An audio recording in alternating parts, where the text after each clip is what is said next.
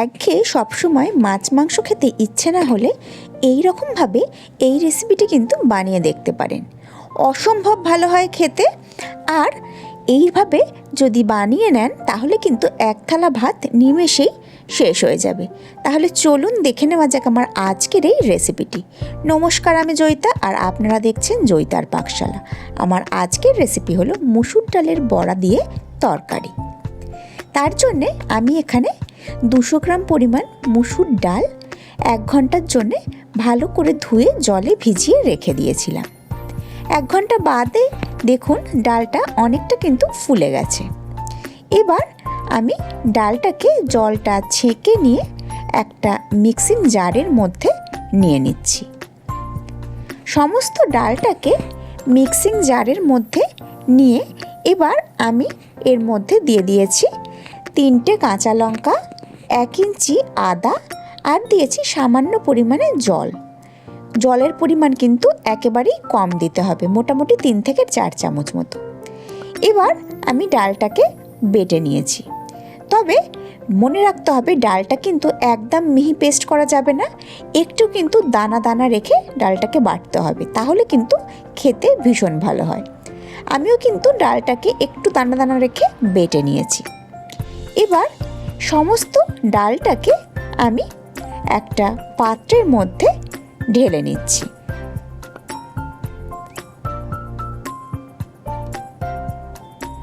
সমস্ত ডালটাকে পাত্রের মধ্যে ঢেলে নিয়ে এবার এই ডালের মধ্যে আমি মিশিয়ে দিয়েছি পরিমাণ মতো নুন।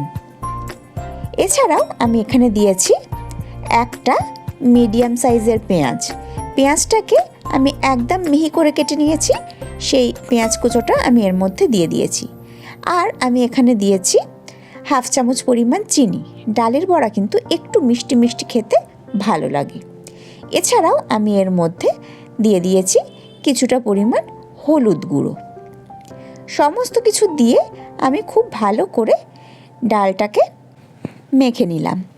খুব ভালো করে ডালটাকে মেখে নিয়ে কিন্তু আমি এখানে লঙ্কার ব্যবহার করিনি, আপনারা কিন্তু চাইলে এখানে লঙ্কার ব্যবহার করতে পারেন, কারণ আমি ডালটা বাটার সময় কিন্তু লঙ্কা দিয়ে বেটে নিয়েছিলাম।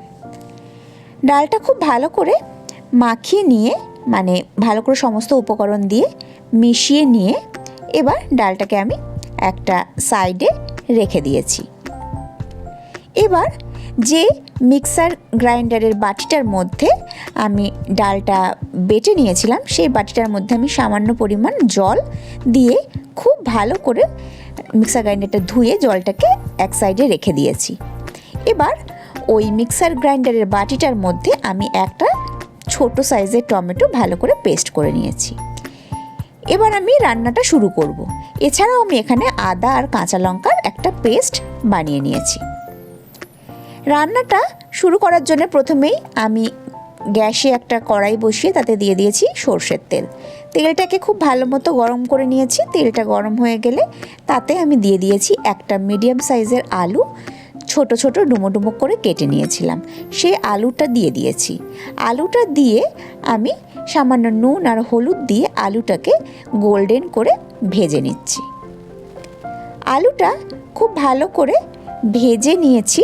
এবার সমস্ত তেলের থেকে আলুটাকে তুলে নিচ্ছি। এখানে তেলের পরিমাণ আমি একটু বেশি দিয়েছি, কারণ এই তেলের মধ্যেই কিন্তু আমি সমস্ত রান্নাটা করব, বড়াটাও ভাজবো, সেই জন্যে। আলুটা তুলে নিয়ে এবার ওই তেলের মধ্যেই আমি ডালের ব্যাটারটা থেকে অল্প অল্প ছোট ছোট করে নিয়ে বড়ার সাইজে আমি বড়াগুলোকে তেলের মধ্যে দিয়ে মিডিয়াম টু লো ফ্লেমে মোটামুটি 2 থেকে 3 মিনিট সময় ধরে বড়াগুলোকে সুন্দরভাবে লালচে করে ভেজে নিচ্ছি। এখানে গ্যাসের ফ্লেমটা কিন্তু হাইতে রাখলে হবে না, তাহলে বড়ার ওপরের সাইডটা পুড়ে গেলেও ভেতরটা কিন্তু কাঁচা থেকে যাবে। মিডিয়াম টু লোতে রেখে বড়াগুলোকে ভেজে নিয়ে এবার আমি ফার্স্ট ব্যাচের বড়াগুলোকে তুলে নিয়েছি। ফার্স্ট ব্যাচের বড়া তুলে নিয়ে এবার আমি সেকেন্ড ব্যাচের বড়াগুলোকে ওই একই রকমভাবে ভেজে নিচ্ছি। গ্যাসের ফ্লেমটা মিডিয়াম টু লোতেই কিন্তু রেখেছি। সমস্ত বড়াগুলোকে একইভাবে ভেজে আমি তুলে নিয়েছি। এবার কড়াইতে যেটুকু তেল আছে তার মধ্যে আমি ফোড়নে দিয়ে দিয়েছি 1/2 চামচ গোটা জিরে, একটা শুকনো লঙ্কা দিয়েছি, 2টো ছোটো ছোটো তেজপাতা, এছাড়া আমি দিয়েছি এলাচ, লবঙ্গ আর ছোট একটু দারচিনি স্টিক। সমস্ত কিছু দিয়ে 5 থেকে 7 সেকেন্ড তেলের মধ্যে একটু নাড়াচাড়া করে নিয়েছি। খুব সুন্দর একটা মিষ্টি মশলাটা থেকে গন্ধ বেরোতে শুরু করলে এবার যে আদা আর কাঁচা লঙ্কাটা আমি বেটেছিলাম সেটা আমি এর মধ্যে দিয়ে দিয়েছি। আদা কাঁচা লঙ্কাটা কিন্তু আমি একটু জল দিয়ে বেটেছিলাম, যাতে তেলের মধ্যে যখন দিয়েছি তাতে যাতে মশলাটা পুড়ে না যায়। খুব ভালো করে আদা কাঁচা লঙ্কাটাকে মিনিট 2 একটু নাড়াচাড়া করে নিয়ে তারপর যে টমেটোর পেস্টটা করেছিলাম সেটা দিয়ে দিয়েছি। টমেটোটা দিয়েও আমি মশলাটাকে ভালো করে কষিয়ে নিচ্ছি।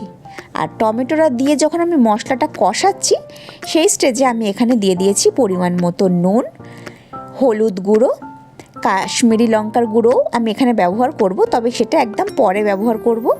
এছাড়াও দিয়েছি ধনে গুঁড়ো 1 চা চামচ আর জিরে গুঁড়ো 1 চা চামচ, আর দিয়েছি আমি এখানে সামান্য পরিমাণ বা 1/2 চামচ চিনি। সমস্ত কিছু দিয়ে একদম লো টু মিডিয়াম ফ্লেমে আমি মশলাটাকে কষিয়ে নিচ্ছি যতক্ষণ না মশলাটা থেকে আলাদাভাবে তেল রিলিজ করে যায়। মশলাটা কিছুক্ষণ কষানোর পর আমি এর মধ্যে দিয়ে দিয়েছি ভেজে রাখা আলুগুলো, যাতে মশলা কষতে কষতে আলুগুলো আরও ভালোভাবে সেদ্ধ হয়ে যায়। 3-4 মিনিট লো ফ্লেমে মশলাটা কষিয়ে নিয়ে এবার আমি এর মধ্যে দিয়ে দিয়েছি কাশ্মীরি লঙ্কার গুঁড়ো। আমি প্রথমেই বললাম লঙ্কার গুঁড়োটা কিন্তু আমি পরে ব্যবহার করব। লঙ্কার গুঁড়োটা পরে দিলে কালারটা কিন্তু ভীষণই ভালো থাকে, আর প্রথমে দিয়ে অনেকক্ষণ ধরে কষাতে কষাতে কিন্তু কাশ্মীরি লঙ্কার যে কালারটা সেটা কিন্তু অনেক সময় নষ্ট হয়ে যায়। লঙ্কার গুঁড়োটা দিয়েও আমি কিছুক্ষণ নাড়াচাড়া করে নিয়ে তারপর যখন মশলাটা পুরোপুরি কষে একদম তেল ছেড়ে দিয়েছি এবার আমি এর মধ্যে দিয়ে দিয়েছি পরিমাণ মতো জলটা দিয়ে আমি 2 থেকে 3 মিনিট সময় খুব ভালো করে ঝোলটাকে ফুটিয়ে নিয়েছি। ঝোলটা খুব ভালো করে ফুটে গেলে এবার আমি গ্যাসের ফ্লেমটাকে মিডিয়াম টু লোতে করে দিয়ে মিনিট 5 রেখে দিয়েছিলাম। মিনিট 5 পরে আমি একটু চেক করে দেখে নিয়েছি আলুগুলো সেদ্ধ হয়ে গেছে নাকি। আলুগুলো কিন্তু একদম পারফেক্টলি সেদ্ধ হয়ে গেছিলো। সেই স্টেজে আমি এর মধ্যে দিয়ে দিয়েছি ভেজে রাখা বড়াগুলোকে দিয়ে আমি আরও মিনিট 5 সময় ভালো করে ফুটিয়ে নিয়েছি।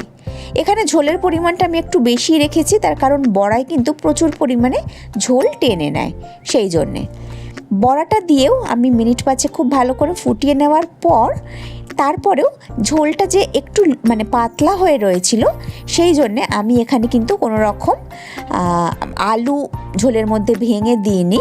আমি ওই যে মিক্সি মধ্যে যে ডালটা বেটেছিলাম সেই মিক্সিটা ধুয়ে যে আমি জলটা রেখে দিয়েছিলাম সেই জলটা আমি এর মধ্যে দিয়ে দিয়েছি। এইভাবে যদি তরকারিতে ওই ডাল বাটার জলটা দেওয়া যায় তাহলে কিন্তু তরকারিটা ইনস্ট্যান্ট ভীষণ গাঢ় হয়ে যাবে আর খেতেও টেস্ট লাগবে, আর ডালটাও কিন্তু নষ্ট হলো না। ওই মিক্সি ধোয়া জলটা দেওয়ার পর ভালো করে আমি আরও একবার নাড়িয়ে নিলাম। দেখুন ঝোলটা কিন্তু ইনস্ট্যান্ট একটু গাঢ় হয়ে গেছে। আরও মিনিট 2-3 ভালো করে ফুটিয়ে নিয়ে আমি এর মধ্যে দিয়ে দিয়েছি 1 চামচ ঘি আর সামান্য দিয়েছি গরম মশলা। গরম মশলাটা ভালো করে নাড়িয়ে নিয়ে গ্যাসের ফ্লেমটা বন্ধ করে 10 মিনিটের জন্য ঢাকা চাপা দিয়ে স্ট্যান্ডিং টাইমে রেখে দিয়েছিলাম। 10 মিনিট বাদে আমি বড়াগুলোকে সার্ভ করে দিয়েছি। তাহলে দেখলেন কত সহজেই তৈরি হয়ে গেল আজকে আমাদের মুসুর ডালের বড়ার তরকারি। এই তরকারি ভাতের সঙ্গে খেতে কিন্তু অসম্ভব ভালো লাগে। এছাড়াও রুটি পরোটার সঙ্গেও কিন্তু এই তরকারি ভীষণই ভালো লাগে খেতে। তাহলে আজকের আমার এই ডালের বড়ার তরকারি আপনাদের কেমন লাগলো অবশ্যই কমেন্ট করে জানাবেন। আমি আবার হাজির হয়ে যাব কোনো নতুন রেসিপি নিয়ে নেক্সট এপিসোডে। ভালো থাকবেন, সুস্থ থাকবেন, আর আপনারা দেখছিলেন জয়িতার পাকশালা। ধন্যবাদ।